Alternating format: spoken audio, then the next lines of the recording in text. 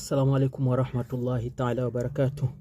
Ni mimi Maalim Abul Hassan Jumar, mtaalamu wenu wa kutafsiri ishara za nyota na ndoto na utatuzi wa sahihi katika matatizo mbalimbali.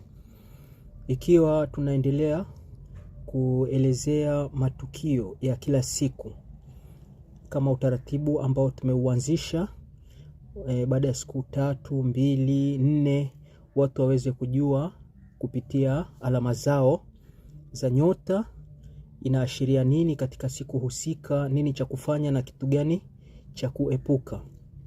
Mara nyingi imekuwa tukielezea mambo kama haya yakihusiana na mambo ya mapenzi, yani mahusiano yakoje, na kadhalika kipato kikoje, na pia vile vile tukatoa ushauri.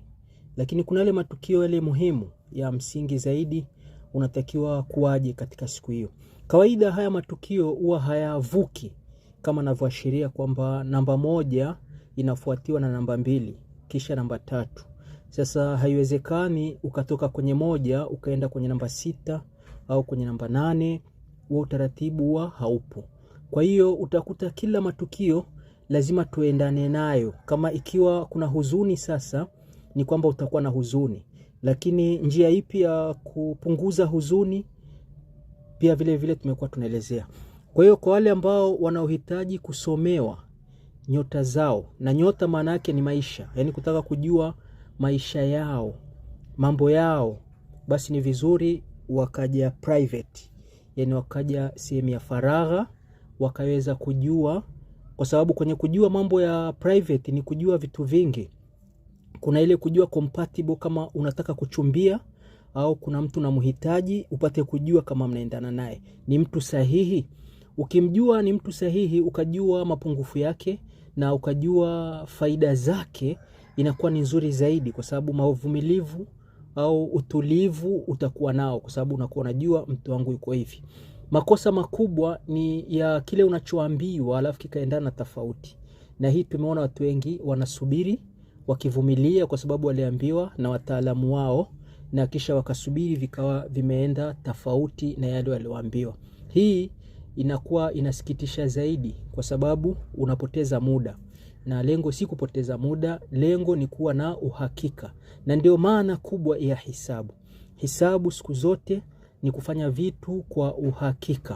Kwa hiyo unapokuwa unafanya kwa uhakika unasikia raha pia, na unajisikia kama mpya, unajisikia vizuri zaidi. Lakini bila kusahau katika utaratibu ambao siku zinazofuata tutaendelea nao, tuko kwenye maandalizi. Japo napokea simu nyingi, napokea ujumbe nyingi ambazo zinauliza unaanza lini, itakuwaje. Najaribu kuambia wafanye subira, kwa sababu ni vitu vitakuwa endelevu, ni vitu vya kila siku, ambapo itakuwa ni TikTok live. Kwa hiyo tutakuwa tunaongea moja kwa moja, watu wanauliza maswali yao yanajibiwa, na ufafanuzi nitakuwa nikitoa kutegemea na nini nilichoulizwa zaidi, au ni kitu gani nitakachokihudhurisha kabla, yani kuelezea nyota zinakusaidia nini, wewe ukiwa na kundi fulani la alama fulani ya nyota inaashiria nini.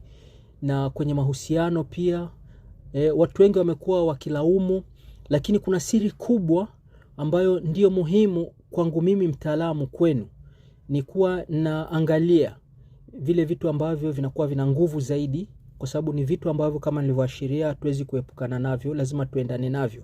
Tunaashiria vipi? Kwa sasa hivi watu wengi watakuwa wanafikiria pesa, yani ndani ya hizi siku 2, 3 vitu vitakavyokuwa muhimu zaidi ni kuhusiana na mali, pesa, ujenzi. Fikra kama hizo itakuwa kila mtu yuko nazo, lakini nimeashiria na nikatoa ushauri pia. Kuashiria maana yake ni kuelezea, lakini pia nikawa nimetoa ushauri ni nini cha kufanya kwa kila mtu mwenye alama zake. Kwa hiyo ni vizuri tukawa ni wenye subira kwa yale ambayo tunaelezea, na wale wanaotaka utatuzi karibuni sana. Ni mimi mtaalamu wenu Maalim Abul Hassan Jumar.